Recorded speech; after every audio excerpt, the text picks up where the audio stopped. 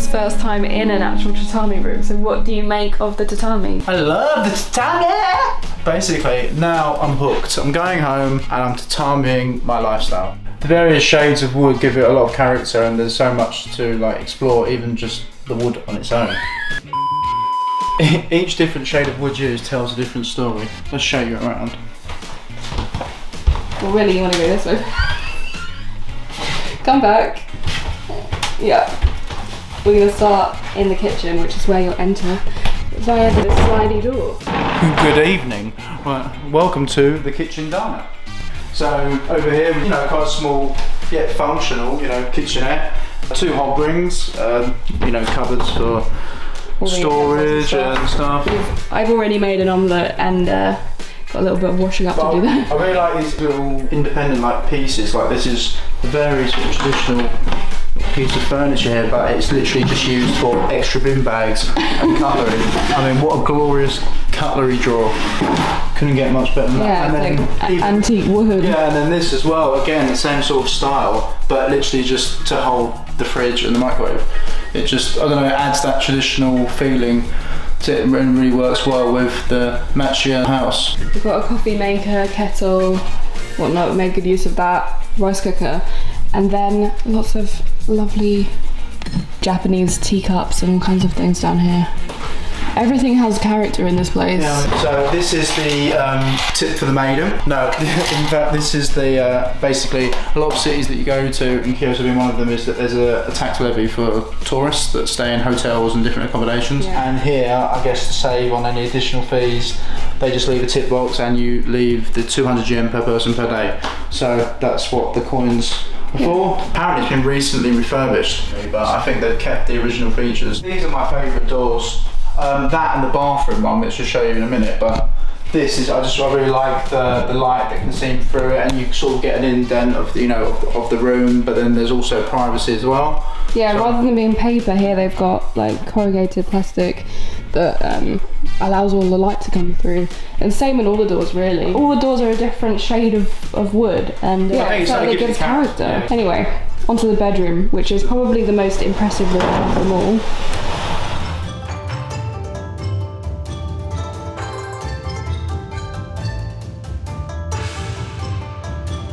So this is a traditional yoroi, which is a samurai armour, and you have the face armour. And Emma noticed the nose here, you can see these little indents here, that the nose is actually removable. Yeah, it's detachable. You have teeth that are supposed to be kind of scary. And this hole under here, see this thing sticking out, is a hole for sweat, to drip facial sweat. So if you look, you've got a line of metal and then a line of rope, so it's sort of connecting it, and it means it's flexible and that the armour can move with you. I mean, look at the detail. Imagine how much time this took to like make this. I mean, this definitely was handmade. Like, I don't think a machine could do that, surely. No. So we've got traditional katanas as well. Dom didn't believe me that these would have real swords in them. No. Actually, inside I could tell straight away the ones on the wall in the living room, which will show you, are wooden. But then when I actually come over here, I thought, oh, this is actually a blade. You can have an Airbnb in Europe, like with a samurai, like, I mean, because health and safety, I mean, we're worried about tripping on a step, like, let alone... especially in the UK. So, oh God, be careful. It's blunt, it is blunt, but I mean, you know, that can still do some damage. But it fits really well with the theme, you know. Yeah, they've done this display well. We've also got a bow and arrow. These lights specifically have been put here to showcase this display. You know, it actually feels like you're in a museum or something. Yeah. Because you're able to touch this and like look at the detail in that. I mean, you know, this is some kind of... Everything in here is handmade. Like, it's all very impressive stuff. Yeah, it's tough. And then we've got some cool artwork that showcases sort of the weaponry in use. Yeah, so these are the... They are wearing yoroi, but not the facial. No, this guy here seems to have the natural moustache. He doesn't need the cover. It's just really cool the way they've showcased this all in an Airbnb. It's not something you would expect. And again, it's just the furniture that's just been picked so well. These unique sort of very high quality, very old, rustic. Everything feels like an antique in here. with so much detail. Like everything is handmade. And then we've got the bed on the floor. Excuse all of our packing cubes. We decided to bring literally everything up to do some washing as well. But we've got this super comfy bed on the floor. Also, you've got these lovely windows, which allows for so much light to come in. The showed really makes it. I like the colour as well. It really works in here. Yeah, it seems that they've gone very earthy, and well, I mean, blue isn't particularly earthy, but it's quite dark. In the West, you wouldn't really pick dark colours to do rooms with, but here it feels really nice because it allows the light to kind of illuminate the room more. Because neither of us had been to Kyoto before, we really wanted to stay the night in a traditional Japanese wooden house. Machiya being a town house or shop, depending on the kanji used. In this case, it was a townhouse. But Machiya are characterised by their wooden structure and were built using traditional carpentry techniques. They're only considered authentic Machiya if they were built prior to the 1950s, and because of their wooden structure being costly to upkeep, a lot of them are sadly disappearing. So if you're coming to Japan, particularly Kyoto, then definitely try and stay in a Machiya. It's a one-of-a-kind experience, and there's something pretty magical about getting to enjoy an integral part of Japanese history. So leaving the bedroom, we've got the traditional tatami room through Dom's favourite door. Thank you. We've got a futon in the back there. It needs fans. And they're just a really nice addition to the room to show off Japanese culture. And they're so delicate. I mean, I wouldn't even want to touch this, but I mean, it's nice just to see all these traditional things instead of just going into that box standard hotel room that you can go to anywhere in the city. I think this is a nice they alternative. Really showcased Japanese culture by just bringing in all of these cool things. Also bringing in the ninja element here. We've got the chabugai Japanese table, and these chairs are actually pretty comfortable because they've got the back on them. And Emma was editing yesterday, and she was sitting here, you know, hunched over, forgetting that there's actually, you know, there's a back, you know, that you can sit on and relax. But yeah, they are comfortable. The cushion's nice, but then having that back support really helps instead of just crouching down on the floor. So initially, I just thought these were your, you know, bog standard katana, but for decorative purposes, hence why there's no blade. But in fact, these are known as bokken, which are actually used in training in Japanese swordsmanship. So prior to being, you know, in charge of a dangerous, sharp sword, they would use these in preparation for that. Huzzah! We were just looking at these ninja stars. You know, these are screwed on. I mean, I haven't just went, or maybe I have. They look pretty cool. But it says here, in super secret ninja door.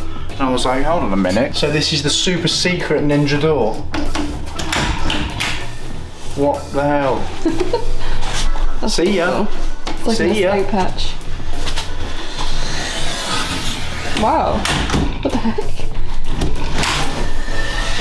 Hello, how are you? I don't know why, but that just... I don't know how I didn't even notice just that. blows my mind. Oh, back in comes. See, if you had it like this, it's not super secret ninja, is it? So... We've also got a little telly, but we're not watching that. Also got a little telly, watch a bit of curry. Right, so now, and also, I mean, this light, I mean, I feel like the cord lets it down, but I guess, you know, they need it, you know, for it to actually work, but it's so unique. And then, you know, Through the next sliding door. through the next door is, I don't know what to call it, a bathroom, I suppose, but It's like a bathroom / utility room. so for a bathroom, I mean, you've got a really spacious worktop, you know, with the sink, you know, easy for two people to sort of get ready, and here's where they stored all the towels. And So I really love the Japanese bathrooms where you've got a wet room with a shower and a bath, so you can run the bath while you shower off and get clean and then just enjoy the bath. Here we've got quite a big one with a seat in it. It took a while to work out how we to had use fun it. with the hot water heating system because the hot water here isn't constantly on. So unlike downstairs, we have got a small balcony which actually has a washing machine as well, which is free for guests to use. So here you sort of get a peek of the downstairs garden. You know, a fair chunk more expensive, but I mean, you know, there's a reason for that because of Yeah, it's pretty zen. it's a nice, well, that's what it's called, Well, the it's a Zen Zen house, garden. the Zen garden. And also you can hang your washing out here once if you use the washing machine. So it's, yeah, definitely neck and neck on the doors of this one. Yeah, this door is really lovely. It's got a wooden pattern on it. And we've just got Japanese toilet with the bidet, and this one's incorporated with a built-in sink for the size, but also it helps you Yeah, with the so when you flush, the water comes through. I really like this as well. I mean, this is me most mornings when I need to eat. Yeah, I know that. Like I said earlier, in the West you wouldn't generally go for dark colours on the walls because there's that idea that, oh, it's going to make it feel smaller, but if anything, I quite like it. I mean, especially this texture, it's nice. But one thing I will say about this toilet is this lock. It's really weird. Like you put it on and it wouldn't come out. And I was like, oh no, you don't want to force this. You didn't tell me this. You don't want to force this door. But it is, you know, I knew that it was a push and it comes out, but I was pushing it and it just wasn't going. So you thought you were going to be stuck? So I thought, what a way to go. Heated bum, what more do you want? Yeah, that's another thing I love about Japan. Every time you go to the toilet, if it's like a modern one, it's got a heated seat. And there's just nothing, like when you're cold, there's nothing better than just sitting on a heated seat. So apart from, you know, the great interior and, you know, the quirkiness of this Airbnb, big factor for us, for me booking it was the fact that it has parking space downstairs, which is also actually undercover. So Nora's tucked up nicely of an evening, having CPCBs. Also, Dom is really good at finding the best deals. This place was supposed to be £140 a night, but because we booked it just before we checked in, Dom got it for a third of the price, so we're staying for 3 nights for the price of 1, which is pretty mad. Basically, it's because, well, actually, most of this month, this Airbnb is actually booked, but for some reason, the nights that we're staying, nobody's booked them. So if you have what they call smart pricing on Airbnb, the host can put the lowest they'll take just to fill the room. Because the fact of it is, if the room's empty, you're not making anything, so you might as well take something than nothing. But if you work that to your advantage and keep searching that listing, which I did over a few days, we got this for 60% off of the main price. So, bargains of Dom.